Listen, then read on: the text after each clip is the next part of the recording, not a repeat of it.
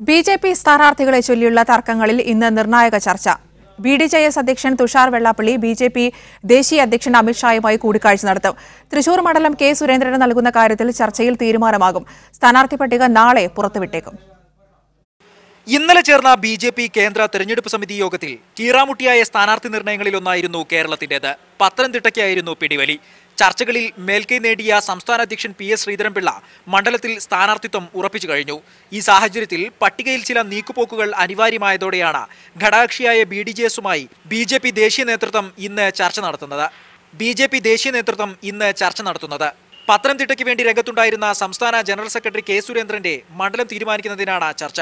ബിഡിജെഎസിന് നൽകിയ തൃശൂർ മണ്ഡലമാണ് കെ സുരേന്ദ്രന് വേണ്ടി ബിജെപി പരിഗണിക്കുന്നത്.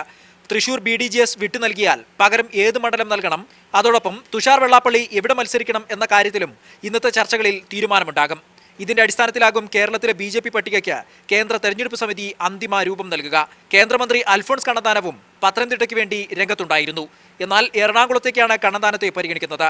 പത്തനംതിട്ടയില്ലെങ്കിൽ മത്സരിക്കാനില്ലെന്ന നിലപാട് അൽഫോൺസ് കണ്ണന്താനം കേന്ദ്ര നേതൃത്വത്തെ അറിയിച്ചിട്ടുണ്ട്. ശോഭാ സുരേന്ദ്രൻ ആറ്റിങ്ങലിൽ സ്ഥാനാർത്ഥിയാകാനാണ് സാധ്യത. പാലക്കാട് ശ്രീകൃഷ്ണകുമാർ മത്സരിക്കും.